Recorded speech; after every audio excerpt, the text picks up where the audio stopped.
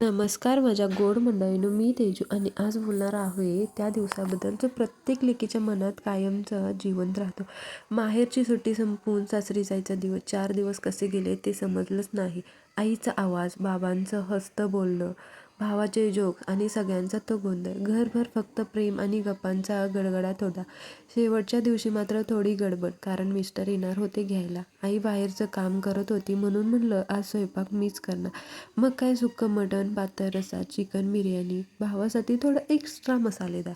थोड्याच वेळात सगळं तयार झालं आणि मग सगळे मिळून जेवायला बसलो. सगळ्यांनी जेवून घेतलं.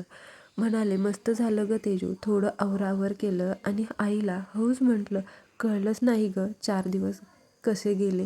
आई फक्त हसली, पण त्या हसण्यात हजार भावना होत्या.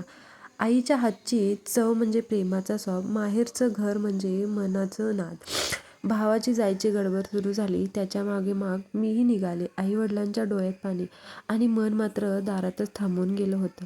माहेर म्हणजे फक्त घर नाही, तर आपल्या आठवणींचं आणि आपलेपणाचं मंदिर. जर तुम्हालाही असं माहेरचं प्रेम मनाला भिडलं असेल तर कमेंटमध्ये नक्की लिहा. आईसारखं माहेर दुसरं नाही. आणि अशाच गोड क्षणासाठी सबस्क्राईब करा एव्हरीडे विथ तेजूसाठी. आईसाठी एक लाईन. आईच्या हातचं पाणी मनात देतं गारवा. तिच्या नजरेत असतो प्रत्येक क्षणाचा सावरा. वडिलांच्या शब्दात आधार, भावाच्या जोकमध्ये हसू. माहेरचं ते अंगण म्हणजे